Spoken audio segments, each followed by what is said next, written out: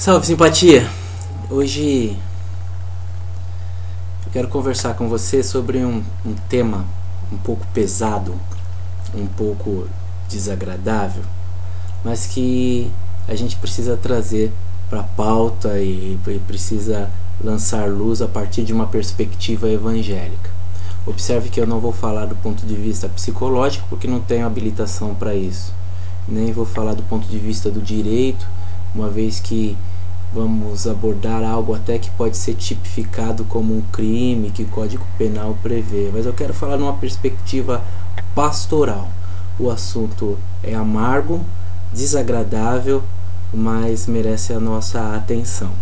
Ele está ligado a algumas distorções, alguns distúrbios da ordem sexual, algumas intervenções, iniciativas no campo de ampliar experiências sexuais e que acabam atentando contra pessoas e trazendo experiências terríveis e dolorosas. Como a fala é pastoral, eu quero me basear numa experiência narrada nas páginas da Bíblia, para que dessa experiência a gente possa pensar alguns ensinos e alguns direcionamentos, uma maneira de tratar os assuntos ligados ao incesto, ligados à pedofilia. Para tanto, eu quero que no momento oportuno você leia na sua Bíblia a história descrita no segundo livro de Samuel, capítulo número 13. Em 2 Samuel capítulo 13 nós temos a história de Aminon e Tamar. Aminon era o filho mais velho do rei Davi. Ele tinha uma meia-irmã, ou seja, uma irmã por parte de pai apenas, chamada Tamar. Tamar era uma jovem, virgem, linda, e Aminon se apaixonou por Tamar, a ponto de falar com seu primo Jonadab, falar: cara, eu tô doente, tô passando mal, eu não aguento até que eu consiga me aproximar e ter uma experiência com a Tamar e que eu consiga possuir a Tamar. O Jonadab, com os valores distorcidos, falou: isso é fácil, você se finge de doente, fala que quer comer um prato especial, um bolo feito por ela, e a hora que ela vier na sua casa para fazer isso, você agarra e violenta ela. E foi assim que o Aminon fez. Seguiu esse conselho louco e falou para o seu pai Davi: manda sua filha vir aqui cozinhar porque eu estou doente. E o Davi, num misto de ingenuidade, de boa vontade, consentiu com essa questão, sem saber os desdobramentos que teria. E a Tamar foi com uma pureza e uma ingenuidade, cozinhou, fez o melhor ali para o Aminon. E o Aminon pegou ela à força. Ela disse: não faça essa loucura. Chorou e falou: a nossa lei permite que você se case comigo, faça a coisa no caminho certo, por favor. E ele não quis e violentou, estuprou a Tamar. Tamar, depois desta prática tão cruel, ela, além de tudo, é expulsa da casa de Aminon. Aquele que dizia que a amava, agora disse que a odiava. Sai da minha frente, chama os empregados e mandam expulsar aquela moça, que sai na sua vergonha, sai no seu desespero, sai na sua condição ali de quem foi violentada fisicamente, mas começa a experimentar violências emocionais. E nessas violências emocionais ela tem a rejeição, tem a descrença, tem o sentimento de estar sozinha diante de uma realidade tão cruenta. Seu irmão Absalão encontra com ela no caminho e dá acolhida a ela. O pai fica sabendo do mal que Aminon fez, mas não se posiciona, e a partir daí na vida de Davi temos tragédias. A partir daí na vida da família de Davi temos uma desestrutura total, que converge 2 anos depois com Absalão matando Aminon para vingar a honra da sua irmã Tamar. Neste contexto e nessa história nós temos, portanto, uma situação que vale a pena a gente estar atento e pensar algumas realidades que farão diferença em nossas vidas.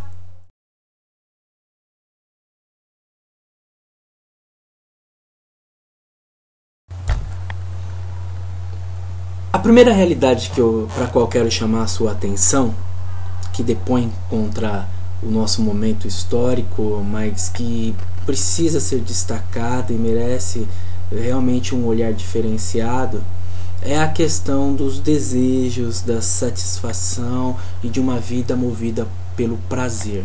Em primeiro lugar, eu falo com quem está ardendo. Quem é movido pelos instintos e as vontades da carne. Sabe de uma coisa? Você não é bicho, não é animal.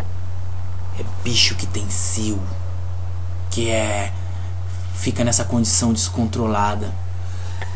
O Aminon, ele fala: eu não aguento, tô aguentando, eu preciso catar Tamar. Sabe, os desejos não são bons conselheiros e a gente precisa submeter as nossas vontades à nossa razão para evitar tragédias em nossas vidas. Quando a gente vê a sequência que o nosso mundo tem colocado uma sociedade movida pelos desejos, pela vontade, pelo hedonismo, pelo eudemonismo, que é essa postura que evita a dor, a gente precisa trazer à tona os valores do cristianismo, que nega a si mesmo, que abre mão do prazer imediato por um prazer a longo prazo, que deixa de lado a questão do egoísmo. Eu preciso dizer que você não pode ser movido pelo desejo, até porque nós estamos numa escalada de distorções e que cada pecado atrai um pecado maior da categoria. Se você começa com uma coisa pequena, uma pequena concessão, ela vai entrando numa espiral até o ponto de se perder o controle. Alguém vai falar: nossa, que pastor retrógrado, careta, mas a verdade é essa. A pessoa que começa com uma vida desregrada, que ela tem uma prática, de repente um fetiche, as coisas vão entrar num espiral que começa com um filme pornô, pode virar numa aventura, e desta aventura pode virar em alguma coisa maior, e o pecado tem esta característica e não há limites para isso. Nenhum de nós pode fechar os olhos para a realidade que no Brasil existem crianças que são iniciadas na vida sexual, inclusive para satisfazer taras e desejos de pessoas nas mais diversas classes sociais. A gente tem notícias de que existem fazendas no Brasil, sítios destinados à experiência sexual com animais. Os instintos, eles devem ser objeto da nossa atenção e devem ser submetidos a um valor maior. Nesse momento eu falo com você que de repente está entregue à sua sexualidade sem pensar em consequências, sem pensar em quem está do outro lado. Se isso inclui uma experiência com crianças, uma experiência com alguém da sua família, você é um criminoso e deve estar sujeito aí às penalidades da lei. Mas essa sua condição de criminoso, ela é antecedida pela sua condição de pecador. Um caminho, sem ser simplista, é o caminho de mudar os padrões mentais. É o caminho de você não ficar obcecado, que, como eu disse, todo pecado começa numa escala e ele vai ganhando forma, e você precisa interromper esse padrão mental. Jesus falou em Lucas, no Evangelho de Lucas está registrado que a boca fala do que o coração está cheio, ou seja, o que vem para o mundo da matéria é aquilo que está no nosso mundo interior, vamos dizer assim, materializado através da fala, mas materializado através da prática também. Então, enche seu coração de coisas boas, para que você não entre nessas distorções, que hoje é muito facilitada. Hoje a gente tem a internet, eu estou me valendo desse instrumento, que é um instrumento amoral. Ele não é nem bom nem mal, depende de como você usa. Mas de repente uma página que vai chamando outra página, que vai chamando outra visualização, que chama um bate-papo, e daqui a pouco você está numa situação delicada e quem sabe até traindo alguém que você ama no meio virtual, que também caracteriza uma traição. Mude o seu padrão mental, interrompa esta tara, para que você não entre nessa condição de crime que atrai tantas desgraças. Usando o termo que o apóstolo Paulo usa aos Filipenses no capítulo 4, eu falo para você em nome de Jesus, que você deve ocupar a sua mente com tudo que é bom, que é agradável, que é de boa fama, coisas onde há louvor, virtude. Nisso você deve pensar. A minha fala, em primeiro lugar, é para quem está ardendo: parar, interromper, mudar os padrões mentais, encher a mente de coisas boas, antes de que isso que está no mundo da mente venha para o mundo da matéria, das realizações, e atraia grandes desgraças sobre você e sobre a sua família. Foi isso que nós vimos na vida de Aminon. Aminon, 2 anos depois, foi assassinado, porque nesse espiral de realizações, de desejos e de desconsiderar o outro, muitas pessoas estão em volta.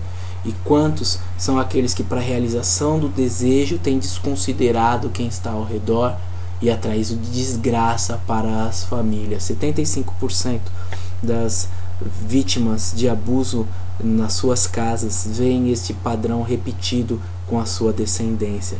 Estes números são fortes e merecem ser levados em consideração. Portanto, mude seus padrões mentais, ocupe a sua mente com assuntos que são bons, que são dos céus. Permita que Deus mude a sua mente naquilo que o livro de Romanos capítulo 12 chama de metanoia, uma mudança de mente, para sair da mente da morte para a mente da vida. Eu insisto, você é um pecador e precisa ter o seu padrão mental mudado para que você viva novas experiências e para que interrompa um ciclo de tragédia.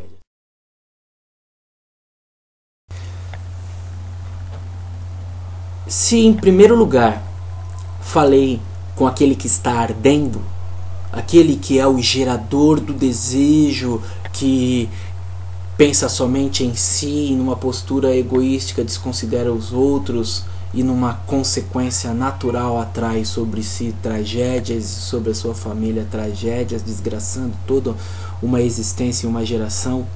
Em segundo lugar, eu quero falar sobre uma figura que aparece na história de Aminon e Tamar, que é tão criminosa quanto e tão nefasta quanto. Não mais quem está ardendo, mas agora quem está vendo.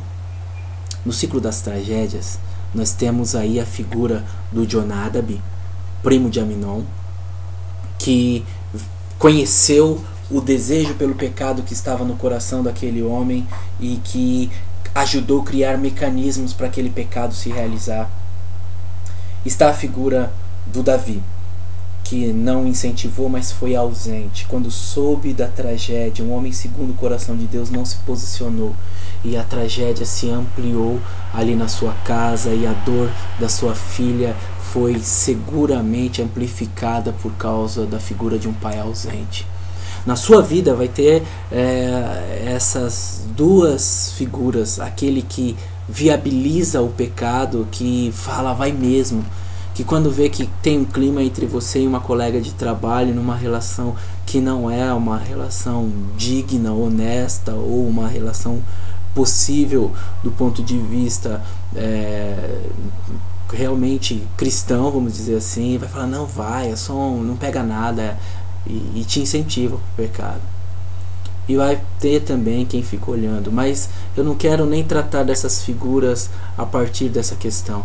Eu quero tratar disso olhando para você, que é testemunha de um crime e não se posiciona, que é testemunha de uma desgraça e testemunha, por que não dizer, de uma situação distorcida dessa, e faz vistas grossas, principalmente nos casos de incesto, nos casos de pedofilia. Existe muita gente que vê e finge que não está vendo, sabe, aquela tia que quando o sobrinho vai passar as férias na casa vê alguma coisa estranha entre os primos, mas acha que é uma brincadeira de criança. Aquela mãe que, com medo, porque aquele que dá sustento para casa está tocando de maneira errada, de maneira distorcida nos filhos, e ela tem medo e não denuncia. Eu quero falar para você que ver e não se posicionar faz de você cúmplice. Quero dizer com todas as letras à luz da Bíblia Sagrada que existem as ações pecaminosas, os pecados que se caracterizam por causa de um ato errôneo, um ato que choca-se com os valores que Deus nos coloca. Mas também há uma segunda categoria de pecado na Bíblia Sagrada, os pecados da omissão. Quero dizer que em Deus você precisa criar coragem para se posicionar. E se você está vendo, e tem muitos sinais, uma criança vítima de pedofilia, ela pode apresentar um quadro de regresso, de retrocesso, voltar a fazer suas necessidades na cama, começar a chupar o dedo, a apresentar quadros de raiva, de falta de vontade de estar envolvido com adultos, uma quebra de confiança, a situação de uma sexualidade muito desenvolvida fora da época. Existem alguns sinais e você precisa estar atento, você precisa estar de olho nisso, porque 70% dos casos de pedofilia acontecem com pessoas conhecidas ali da relação de convívio da criança, e em alguns casos com pais de coleguinhas de escola. Você precisa estar atento e não fingir que não está vendo, ver os sinais, e em vendo os sinais se posicionar. Numa primeira perspectiva, falando direto com aquele a qual há suspeitas de ser o abusador. De repente a sua filha está sendo tocada pelo seu marido, que não é o pai dela, do qual ela é enteada. Você precisa se posicionar. Olha, não quero que você haja assim, não quero esse tipo de brincadeira. Alguns casos de pedofilia, entre o perfil do pedófilo e tá aquele cara que gosta da brincadeira de lutinha, de ficar agarrando, algumas questões, você precisa se posicionar. Fala, para com isso. Em primeira instância, direto com a pessoa, mas em segunda instância, se for evidenciado, se você tiver provas, existe um disque denúncia, um disque 100, você precisa se posicionar. Se falei para aquele que está ardendo que ele precisa buscar em Deus um novo padrão mental, porque o meu tratamento nesse vídeo é um tratamento pastoral cristão. O que está ardendo precisa buscar em Deus um novo padrão mental e lutar contra as suas inclinações da carne. Quem está vendo precisa buscar em Deus coragem. Coragem para falar, coragem para confrontar, coragem para, se o caso for caracterizado, denunciar. Posturas que precisam ser assumidas. Como eu disse no início da mensagem, este vídeo, esse assunto, ele me causa nojo, mal-estar, mas precisa ser tratado. Basicamente, porque há casos de pedofilia e incesto no ambiente da igreja. Busque novos padrões, busque coragem.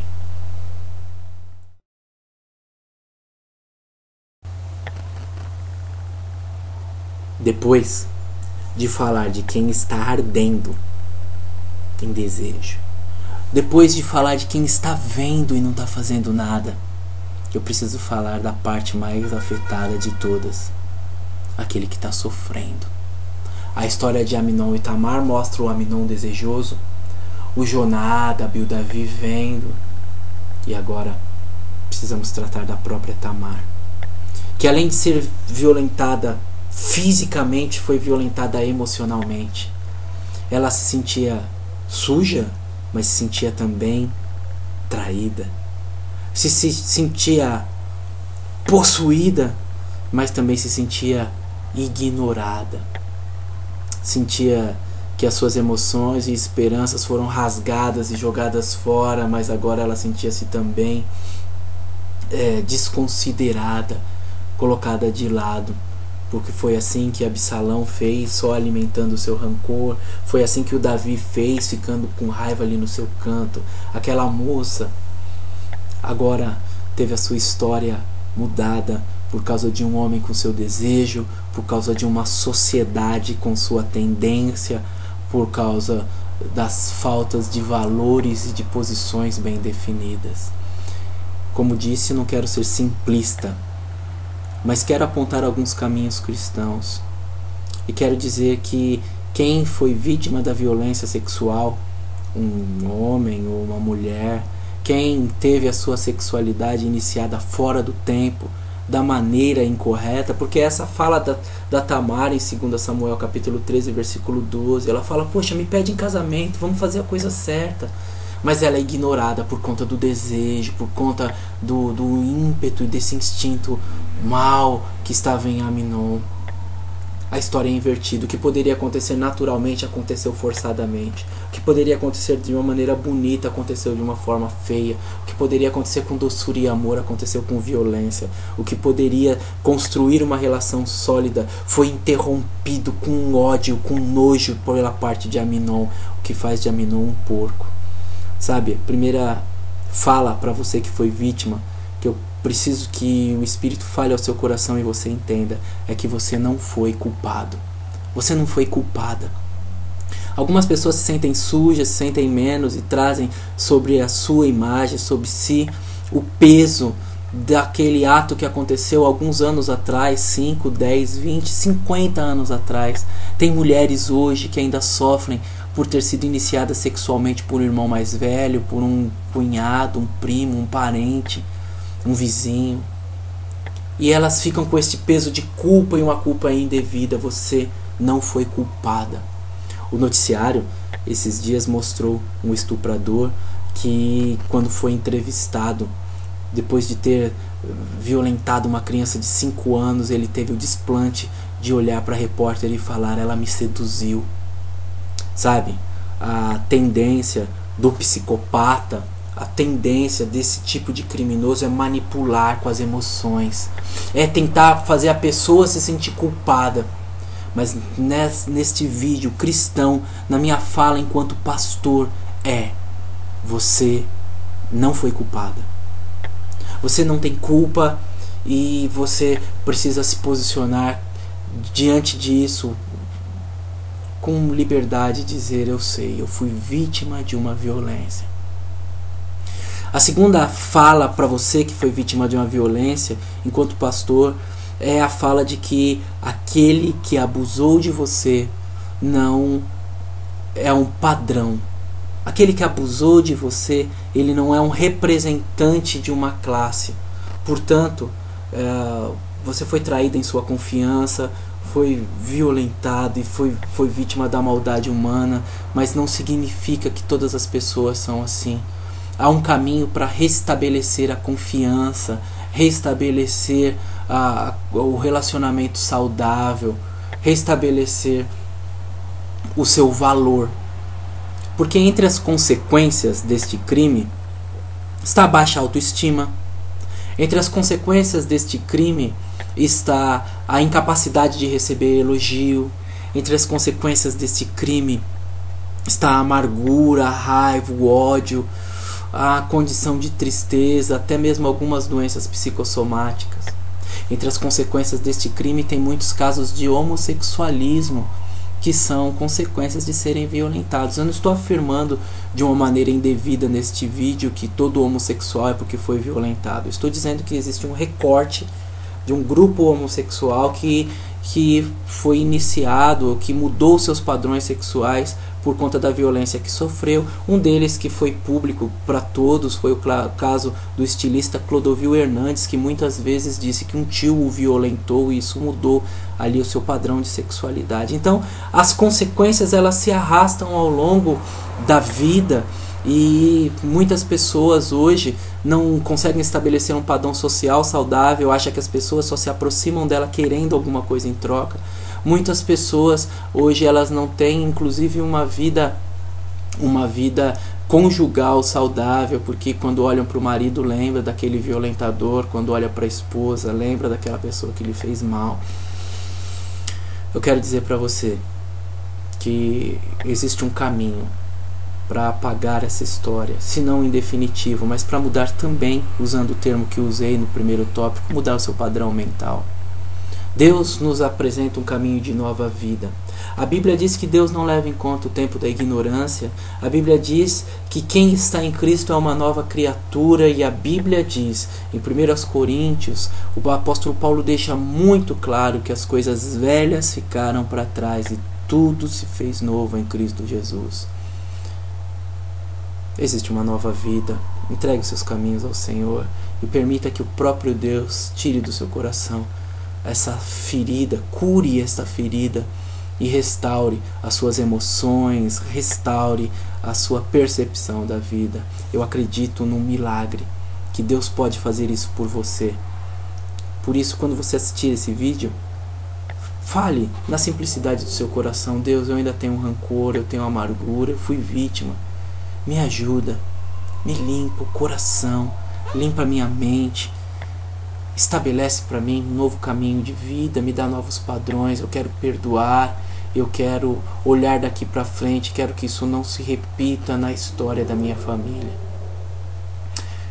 Quero falar para você, inclusive com relação a Deus, porque a pergunta que pode surgir na sua mente é a seguinte: aonde Deus estava quando eu fui violentada? Onde eu estava? Onde Deus estava quando eu fui violentado, quando eu fui abusado? Deus me abandonou.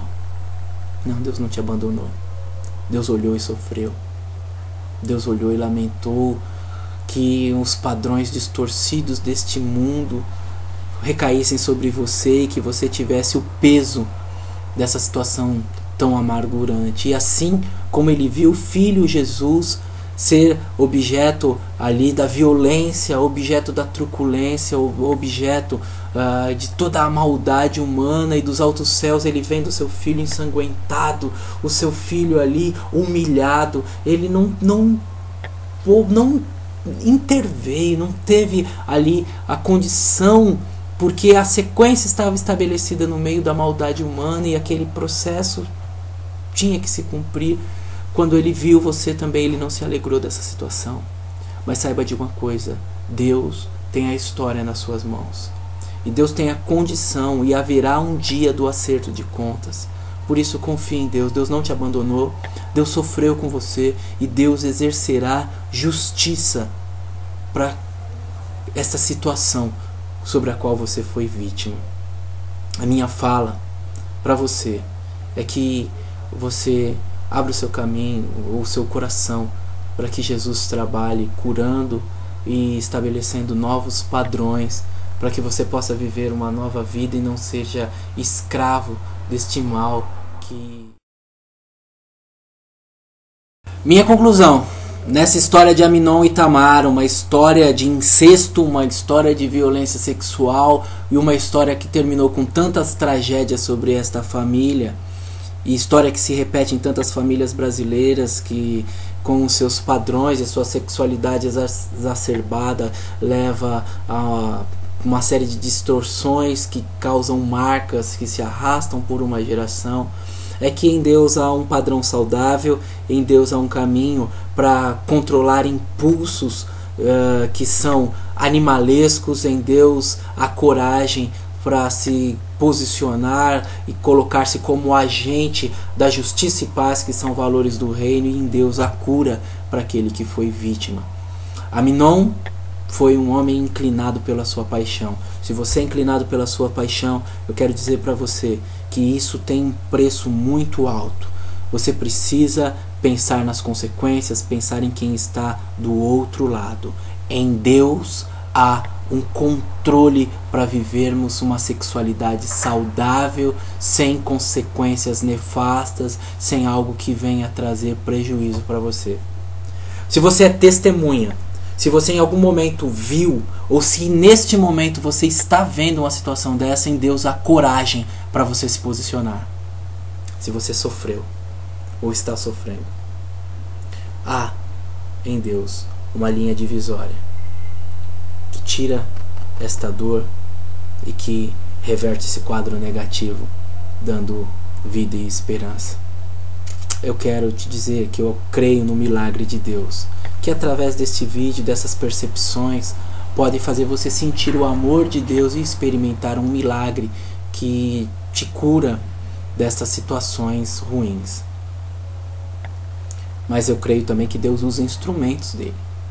Procure seu pastor, procure uma pessoa para conversar de confiança, uma pessoa idônea.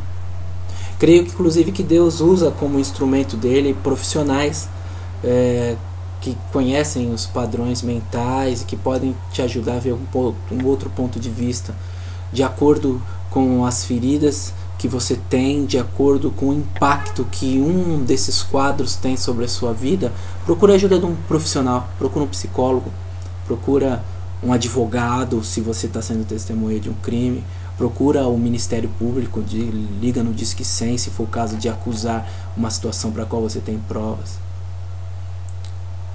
Tudo isso pode ser instrumento de Deus para estabelecer novos padrões. Creio no imediato, através da sua percepção, mas creio que Deus pode usar instrumentos também. Eu não quero ser negligente. O que eu quero dizer é que esse assunto é sério, merece a sua atenção e pode trazer para você com toda certeza saúde mental e uma nova condição emocional e, por que não dizer, espiritual, com uma nova percepção de Deus. O meu desejo é que Deus te abençoe. O meu desejo é que a bênção de Deus esteja sobre a sua vida e que nós possamos seguir em frente como instrumentos de justiça e paz. Eu sou o pastor Robson René, pastor da Igreja Batista de Arthur Alvim. Até breve.